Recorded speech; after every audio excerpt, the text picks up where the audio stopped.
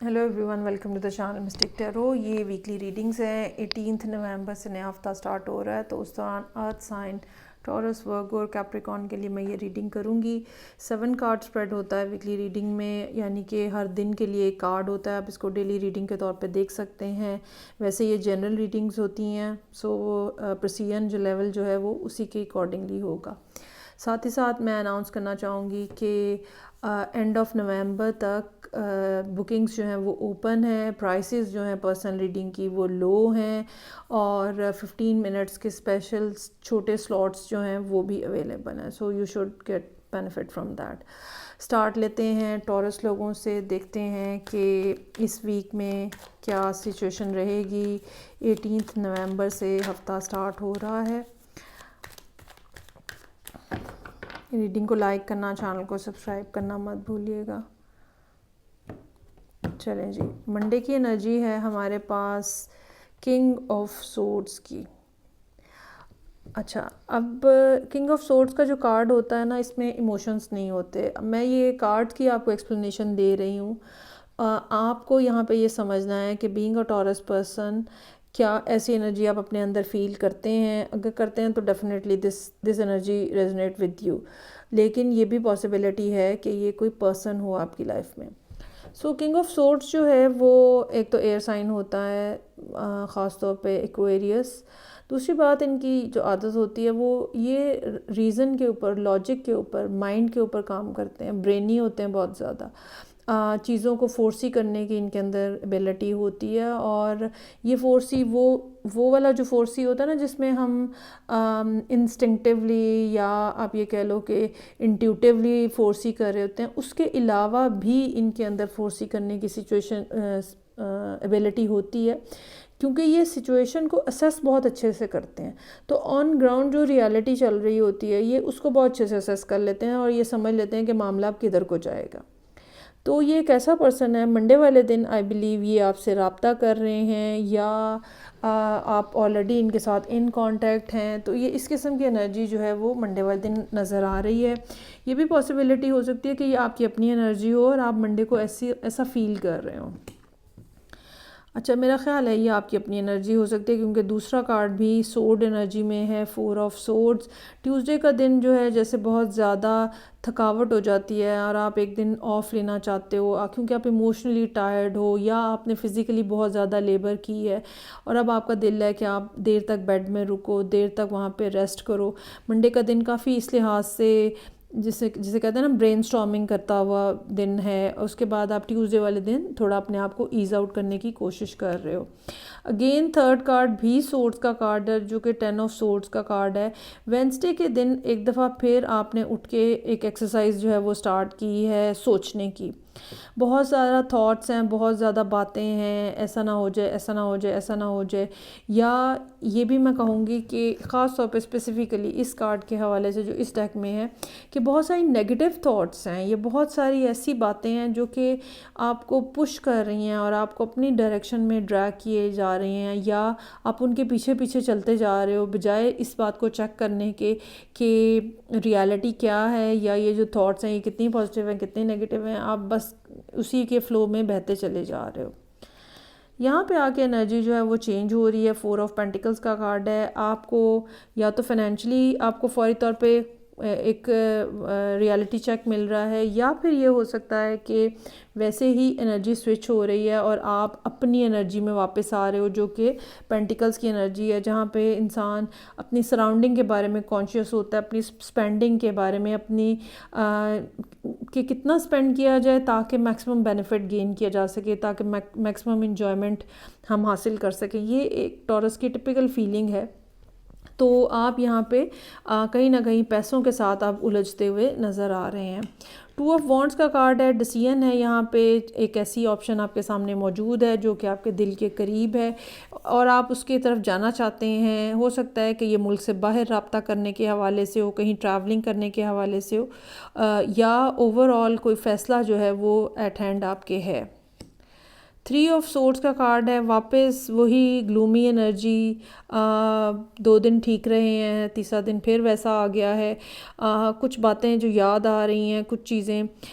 4 of swords, 3 of swords, ऐसे बार बार जैसे depression के बाउट्स आते हैं, जैसे बार बार सैडनेस होती है, जैसे बार बार पुरानी बातें याद आती हैं, आप फिर दोबारा उस एक वो जो कहते हैं ना गेड़ा लेते हो, तो इस तरह का एक आप फिर राउंड बना लेते हो। सो चीज़ें जो हैं वो ऐसी हैं जो कि आपके लिए तकलीफ़देह हैं और आप बहरहाल हील नहीं कर पा रहे हो उनसे। अलबत्ता डेथ और रीबर्थ का कार्ड मुझे ये बता रहा है कि एंड ऑफ द वीक इस बात का चांस बन रहा है कि आप अपनी सिचुएशन में कोई बड़े टाइप का चेंज लेकर आ रहे हो। अगर इनडिसाइसिवनेस है तो फ़ैसला करने की पोजीशन में आ जाओगे, अगर पेन है, इमोशनल हर्ट है, ठीक है, डिसबिलीफ है, रिजेंटमेंट है, वो सब चीज़ें जो हैं वो ख़त्म हो जाएंगी टॉरस लोगों के लिए। देखते हैं कि वर्गो लोगों के लिए क्या सिचुएशन है। 18 नवंबर से ये हफ़्ता स्टार्ट हो रहा है।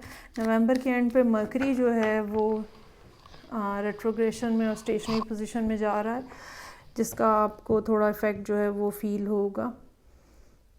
चलें जी, देखते हैं कि क्या मामलात हैं। सो मंडे का दिन जो है वो नाइट ऑफ सोर्ड्स का कार्ड है। चीज़ें काफ़ी तेज़ी से आगे बढ़ रही हैं, मामलात के ऊपर आपका एक्शन जो है वो काफ़ी ज़्यादा स्ट्रॉन्ग नज़र आ रहा है और क्विक नज़र आ रहा है। ये ज़रूर होगा कि आप चीज़ों को रैप अप करने की कोशिश कर रहे होंगे, लेकिन बेहतर ये होगा कि डिटेल्स जो है ना उनको ना भूला जाए, क्योंकि माइनर डिटेल्स मिस होने का मतलब ये होगा कि आपको दोबारा से इस सारे प्रोसेस को कंप्लीट करना पड़े। तो जितना भी आपको जल्दी हो, चीज़ों की डिटेल जो है ना वो माइंड में रखिएगा। अच्छा, ये मैसेज भी हो सकता है जो आप किसी को भेज रहे हो। लवर्स का कार्ड है यहाँ पे, ये आपकी रोमांटिक सिचुएशन की तरफ इशारा कर रहा है। ये हो सकता है कि ये मैसेज जो है ये आपने मंडे के दिन रिसीव किया हो अबाउट दैट पर्सन जिसमें आपको कोई लव इंटरेस्ट है। ये भी हो सकता है कि मैसेज जो है वो यहाँ पे कुछ और आया है मंडे के दिन, लेकिन ट्यूसडे के दिन जो है वो आप दोबारा राब्ता कर रहे हैं उस पर्सन से जहाँ पे आपका रोमांटिक इंटरेस्ट है। कोई डिसीजन भी हो सकता है जो कि ट्यूसडे वाले दिन आपको लेना पड़े। हमिद की एनर्जी हमें वेंसडे को बता रही है कि आप एक थॉट प्रोसेस के अंदर हैं और चीज़ों के प्रोज एंड कॉन्स जो हैं, और पास में जब इस किस्म के या सिमिलर मैटर्स आपके सामने आए थे तो तब क्या डिसीजन लिया था, उनका क्या इम्पैक्ट हुआ था, इस किस्म की बातें जो हैं वो आप वेंसडे वाले दिन सोच रहे होंगे। ये चीज़ मुझे ये बता रही है कि लवर्स का कार्ड जो है यहाँ पे कोई आपको ऑप्शंस हैं जो दो, जिनमें से आपको कोई एक ऑप्शन चूज़ करनी होगी रादर देन कि कोई लव सिचुएशन हो। अगर लव सिचुएशन हुई तो भी वहाँ पे कहीं ना कहीं आपको फ़ैसला लेना है और वो आप फौरी तौर पे नहीं ले रहे, उसके ऊपर आप जो है वो टाइम लगा रहे हैं। और फिर अनदर मेजर आर्कैना, थर्ड मेजर आर्कैना इन अ रो, जजमेंट का कार्ड है। अगर आप टाइमली ख़ुद से फ़ैसला नहीं करेंगे और डिले करते जाएंगे तो यूनिवर्स जो है वो ऐसी सिचुएशन क्रिएट करेगी कि अल्टीमेटली आपको हथियार डालने पड़े, सरेंडर करना पड़े। तो बेहतर ये है कि टाइमली डिसीजन ले लें, बहुत ज़्यादा ओवर थिंकिंग मत करें हरमित के साथ, अदरवाइज़ आपके ऊपर डिसीजंस जो है वो इम्पोज कर दिए जाएंगे यूनिवर्स की तरफ से। अच्छा जी, यहाँ पे आपको गाइडेंस मिल रही है 8 ऑफ वॉन्ड्स के साथ, आपको कोई ना कोई इन्फॉर्मेशन मिल रही है। अगर ह्यूमन सोर्स से मिल रही है तो इन्फॉर्मेशन है, अगर यूनिवर्सल सोर्स से मिल रही है तो ये डेफिनेटली गाइडेंस है। लेकिन कुछ ऐसा जो अनएक्सपेक्टेडली सामने आ रहा है और आके जैसे एक नया रास्ता खोल रहा है, एक नई एंगल से कोई बात हो रही है, नया एंगल डिस्कवर हो रहा है। सो इस लिहाज से फ्राइडे का दिन जो है वो बहुत अच्छा रहने का चांस है। 2 ऑफ वॉन्ड्स, इस चीज़ से ये जो 8 ऑफ वॉन्ड्स है, इस दिन फ्राइडे वाले दिन जो बात एक पता चलेगी वो अब आपको लीड करेगी कि आप अपने लिए फ्यूचर के हवाले से डिसाइड करें कि आपने कौन सा पाथ चूज़ करना है। और मुझे ये लगता है कि जैसे ये जो जजमेंट का कार्ड है ये आपके सामने कोई ना कोई बात इस किस्म की आ रही है, कोई ऐसी इन्फॉर्मेशन आ रही है जो कि क्लैरिटी लेकर आ रही है और अल्टीमेटली डिसीजन क्या होना चाहिए, जो यहाँ पे ट्यूसडे वाले दिन से हमें बात आ रही है कि चॉइस की बात है, तो चॉइस क्या होनी चाहिए वो यहाँ पे डिसाइड हो जाएगी। अनदर 8 कार्ड इज़ हेयर जो कि 8 ऑफ सोर्ड्स है। अच्छा, 2 8 के कार्ड्स आ गए हैं, हो सकता है कि आप 88 टाइप का सीरीज़ देख रहे हो, नंबर देख रहे हो। अगर ऐसा नहीं भी है तो ये भी पॉसिबिलिटी हो सकती है कि आपने डिसाइड तो कर लिया है कि आपने क्या करना है, कौन सा रास्ता चूज़ करना है, लेकिन उसके लिए कुछ ना कुछ प्रिपरेशंस जो हैं वो दरकार हैं, जिसकी वजह से कुछ डिले है। इस डिसीजन के ऊपर एक्शन लेने की बजाय पहले कुछ प्रिपरेशन करना जो है वो ज़रूरी है, जो कि यहाँ पे नज़र आ रहा है विद 8 ऑफ सोर्ड्स। अच्छा, ये प्रिपरेशन पेपर्स की हो सकती है, डॉक्यूमेंटेशन की हो सकती है, ये प्रिपरेशन माइंड की भी हो सकती है, क्योंकि सोर्ड्स का कार्ड है यहाँ पे। तो जैसे ही आप जो है वो अपने आप को रेडी फील करेंगे, यू कैन मूव। चलें जी, आगे बढ़ते हैं। और नेक्स्ट रीडिंग जो है वो है मेरे पास कैप्रिकॉर्न की।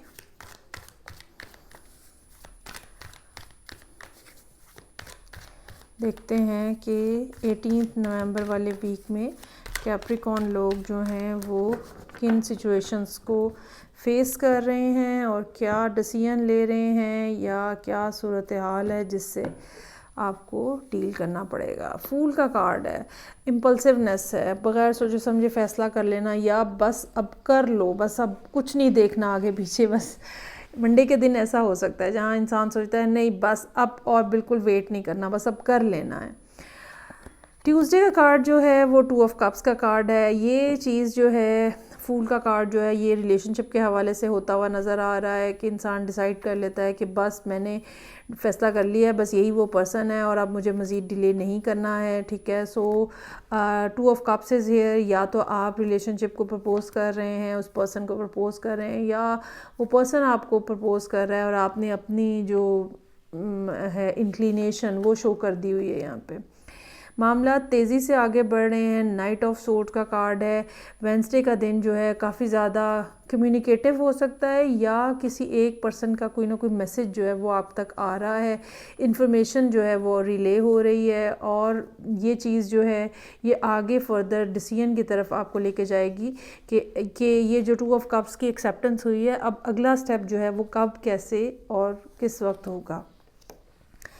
अच्छा जी, 8 ऑफ सोर्ड्स जो हैं, ऐसे लगता है जैसे कुछ लॉजिस्टिक्स जो हैं वो यहाँ पे आपको तंग कर रही हैं। ये फाइनेंशियल इशू हो सकता है कि मसलन शादी करनी है तो पैसे कहाँ से आएंगे, ठीक है, घर कहाँ पे लेंगे, उसके एक्सपेंडिचर कैसे उठाएंगे, इस तरह का फाइनेंशियल टाइप का इशू हो सकता है। ये भी हो सकता है कि ये 1-on-1 बेसिस के ऊपर हो, अब इस पर्सन को फैमिली में कैसे इंट्रोड्यूस कराना है और किस तरह फैमिली को मनाना है। ऐसी बहुत सारी बातें जो कि लॉजिस्टिकली होती हैं, लॉजिस्टिक्स में आती हैं, वो यहाँ पे नज़र आ रही हैं। और पहला स्टेप क्या होना चाहिए, इसकी कन्फ्यूजन जो है वो यहाँ पे नज़र आ रही है।